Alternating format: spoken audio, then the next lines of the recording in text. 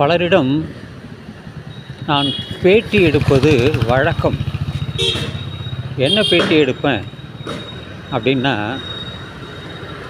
இந்த கடவுள் பற்றி தான். ஒவ்வொருத்தருக்கும் ஒவ்வொரு விதமான நம்பிக்கை, ஒவ்வொருத்தருக்கும் ஒவ்வொரு விதமான கோட்பாடு. இப்படி பலரிடம் பேசும்பொழுது ஒவ்வொருத்தராக நான் கேட்பேன், நானே பதில் சொல்லுவேன். அவங்களுடைய கருத்துக்களை தான் நான் சொல்ல போகிறேன். முதல்ல ஒரு யூதரிடம் கேட்டால் யெகோவா, அவர் தான் கடவுள்பார். யெகோவா, ஏசப்பா தான் கடவுள் என்று கிறிஸ்துவர்கள் சொல்வார்கள். யாராவது ஒரு கிறிஸ்துவரிடம் சென்று கேட்டால் அவர் ஏசப்பா தான் கடவுள் என்பார்கள். இஸ்லாமியரிடம் கேட்டால் அல்லாஹ், அவர்தான் இறை தூதர். அப்படித்தான் முகமது நபி வந்தார்கள். அவர்கள்தான் கடவுள், அல்லாஹ் தான் கடவுள், கண்ணுக்கு தெரியாதவர் என்று.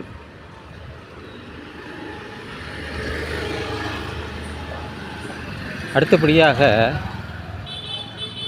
சீக்கியர்களுக்கு ஒரு புத்தகம் இருக்கிறது, குருநானக், அவர்தான் கடவுள்.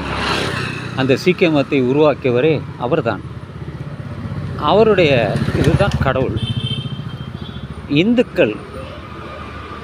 இந்துக்களை எடுத்துக்கொண்டால் பல கடவுள்.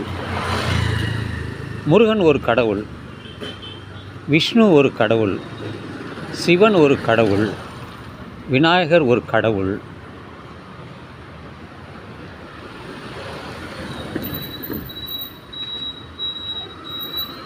மாரியம்மா ஒரு கடவுள்.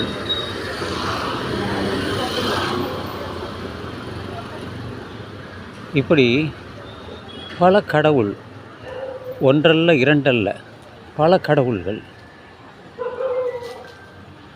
இந்த எல்லாரும் கடவுள்கள் தான்.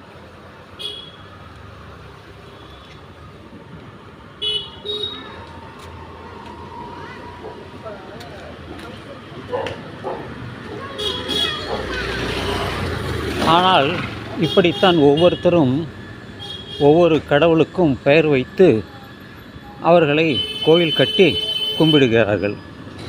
எல்லாவற்றிற்கும் காரணமாக இருப்பது மதம்தான். ஒன்றல்ல இரண்டல்ல, பல மதங்கள் இருக்கிறது.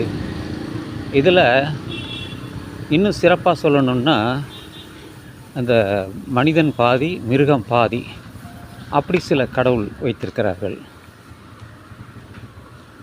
4 முகம் கொண்ட நான்முகன் பிரம்மா, அவர் ஒரு கடவுள். இப்படி பல கடவுள் இருக்கிறது. அது எல்லாருக்கும் குழம்பி போயிட்டாங்க. என்ன கடவுள் ஒன்றுன்னு சொல்லிட்டு ஒவ்வொருத்தரும் ஒவ்வொரு மாதிரி கடவுள் சொல்கிறாங்களே. எந்த கடவுள் உண்மையான கடவுள், யார் இந்த கடவுள் என்று கேட்கும் பொழுது இப்படித்தான் ஒவ்வொருத்தரும் ஒவ்வொரு விதமான அவருக்கு தெரிந்தவற்றை சொல்வார்கள். ஆனால் அப்படி இல்லை என்று சொல்பவர்களும் இருக்கிறார்கள்.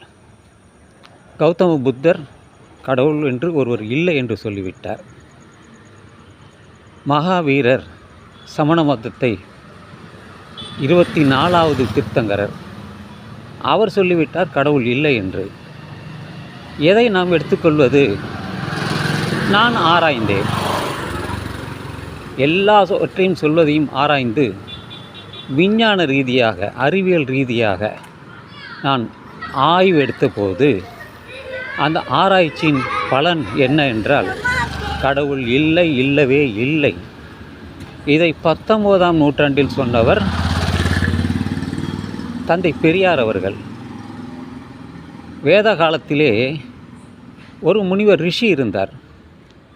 அவர் சொன்னார், கடவுளெல்லாம் இல்லை, எல்லாமே பொருள்தான். பொருள்வாதத்தை தான் வைத்தார். அதுதான் இன்றைக்கு, அது உண்மையானது தான் கூட. லோகாயுதா என்று பிரகஸ்பதி என்ற ஒரு வேதத்தை தெரிந்தவர், வேத ரிஷி அவர்கள். பிரகஸ்பதி வேத காலத்தில் 2500 3000 வருடங்களுக்கு முன்பு. அது வேத காலங்கள். அப்படி ஒவ்வொருத்தரும் ஒவ்வொரு விதமான கருத்துக்களை சொல்லும் பொழுது நான் தெளிவாக இருக்கிறேன். கடவுள் இல்லை, இல்லவே இல்லை. அதை படைத்தவன் ஒரு முட்டாள், அப்படித்தான் சொல்ல வேண்டும். ஏன்னா அவனெல்லாம் அறிவாளிகளாக இல்லை, மூடர்கள்தான். எனவே இது என்னுடைய கருத்து. சிலருக்கு உடன்படலாம், சிலர் உடன்படாமலும் போகலாம். ஆனால் என்னை பொறுத்தவரையில் கடவுள் இல்லை, இல்லவே இல்லை என்பது தான்.